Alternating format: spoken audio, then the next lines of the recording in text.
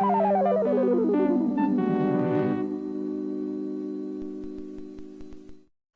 boys and girls. This is your old friend RJ City, and today I will be unboxing the ever controversial second series of ALF trading cards. See, it's his second series there. It's brought to you by Topps, the fine people at Topps. This was gifted to me by my dear friend Nug, who recently had a baby. So this is for his child. This is, I guess, what your father got rid of in the house to make room for you. And I, without child, am here to pick it all up. It said it was 25 cents at the time. I'm sure when he bought them, maybe he bought it a couple years ago. I'm sure it was worth more than 25 cents. Then he gifted it to me, and now I will devalue the cards in real time. It also says new Booyah Baseball card inside. I don't know what that is. Maybe I can make a hearty chicken broth with it. I'm not sure. ALF doesn't even seem too excited about this. Seems like a real candid photograph. There was like, hey, ALF. And he's like, huh? And then he snapped the picture. 5 cards, 1 sticker, and 1 stick of bubblegum. The excitement continues. This is from, is there a year on it? 1987. So I was not born yet. And ALF and the fine people at Topps, these were like, you know, the original Pokemon. Kids in the playground saying, hey, do you have the ALF, the second series? I want the Booyah Baseball card. So let's open these up. The glue is worn away, so you don't need to do too much tearing. And they open neatly. And it seems to still have some powder there from the bubblegum. Nevertheless, let's open the first one. Oh my goodness. We have Business ALF. Can we get a nice shot of Business ALF? Isn't that adorable? He's maybe going to work, and he says, I only dress like this so I can carry a briefcase. It's perfect for big lunches. And of course, he liked eating cats. So I like to think he was incredibly cruel to animals, and there's a full-sized cat stuffed into the briefcase, just trying to get out as he walks to work. The back has, oh, Jesus, has a real, the Shumway family tree. There's a lot going on here. Let me read it to you. It's a whole paragraph.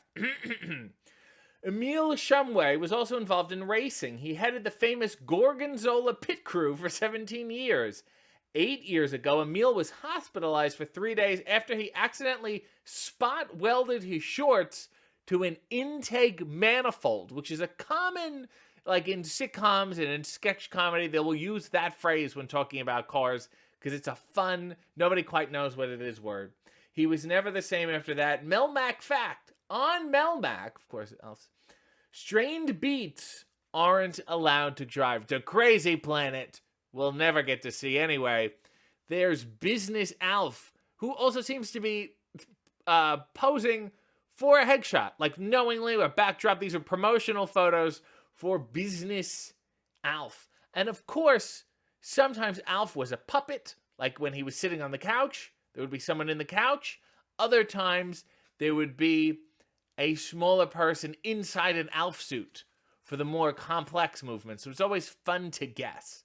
I think no one was in there, and I think it was posed. I think that was a wired ALF that was posed.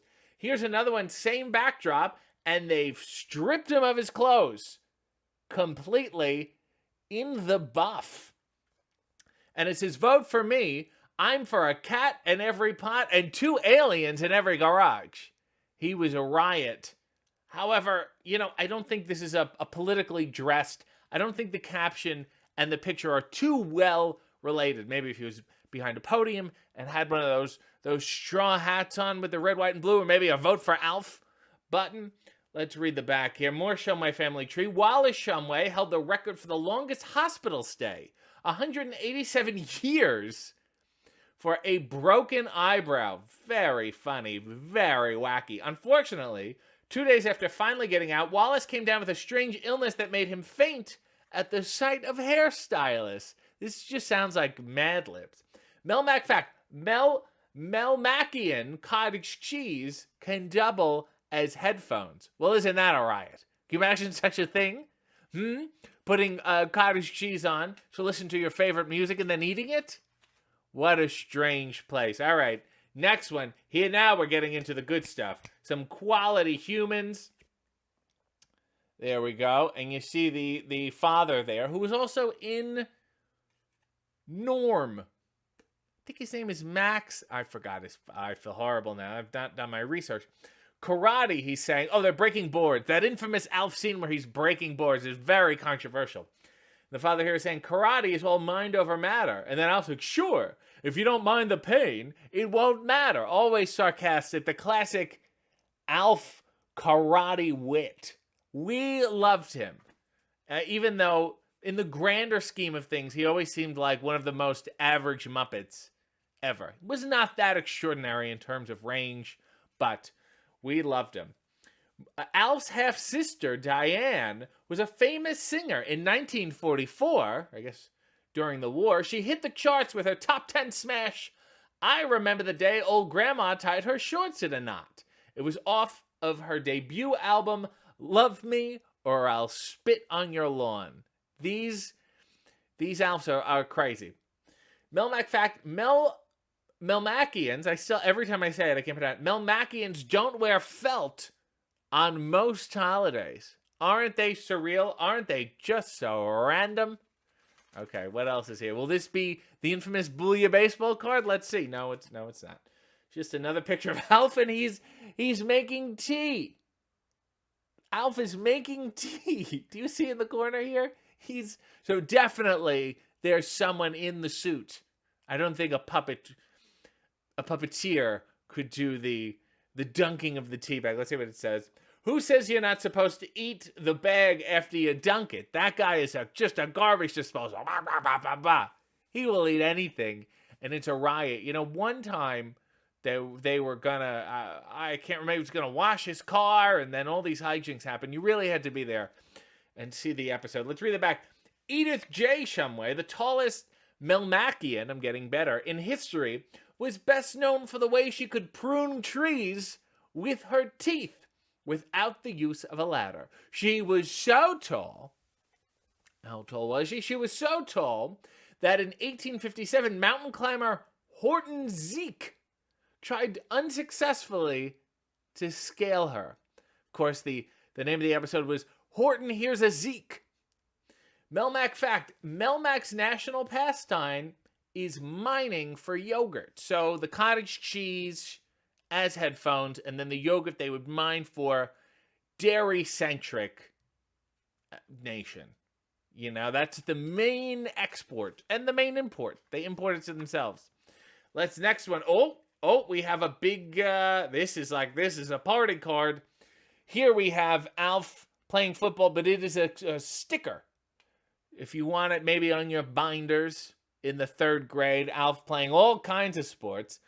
He's playing football without a helmet, which I highly discourage, puppet or not. Only seems to have maybe the shoulder pads, definitely a jersey, no bottoms. They couldn't get cleats for him. I guess he has the claws. And on the back, this is one of those puzzle pieces, really trying to get you collect the whole set here. Gee, I wonder who this could be. Next one here. Is this the Booyah base card? Yes, the Booyah baseball card. Oh, yeah, this is like, Booyah baseball is like Garbage Pail Kids.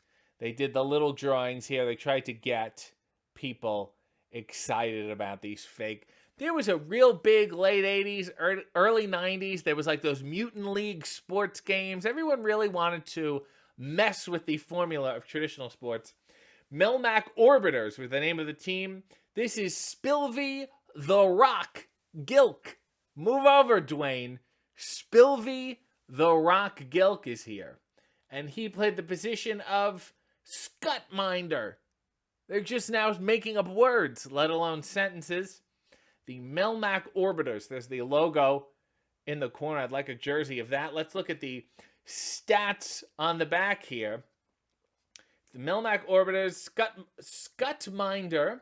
His birthplace was Falcon Minor, which is, of course, the subsidiary of Falcon Major. Here are his stats. The past year, he's been at bat 2,584 times, 586 scoops, 582 splats. See, nobody knows how this game is played. That's kind of the joke here. This is lifetime stats. I'm not going to get into that now. I know there's a debate, and quite frankly, I like to put an asterisk next to some of them. Spilvey knew she, it's a female, was destined to play Booyah baseball at the young age of 87. See, they age differently than humans. I don't know if you are aware of that. She claims that a man came to her in her dreams and told her to become a Booyah baseball player or he'd paint wax lips in her knees. That's just, what a wacky place. What will they do next? The choice was simple. She joined the Orbiters the next day. When not playing, she enjoys acting out young Mr. Lincoln in boxer shorts. I guess she would also be topless then, which is quite confusing. Oh, here's a quiz. Are you ready? Spilvey's dad is best known for what? Spilvey's dad, listen carefully, is best known for what? I'll give you a second. You give up? All right. Flip the card over. Oh, I don't need to flip it over here. Oh, there it is. Answer, looking like a hat.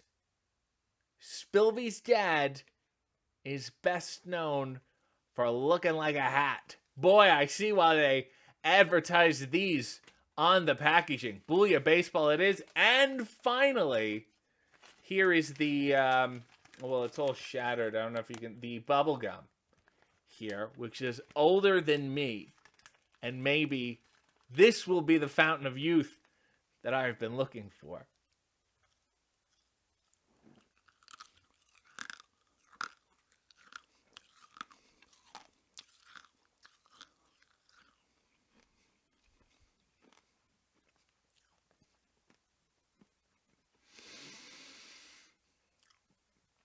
Ugh. It tastes like a library.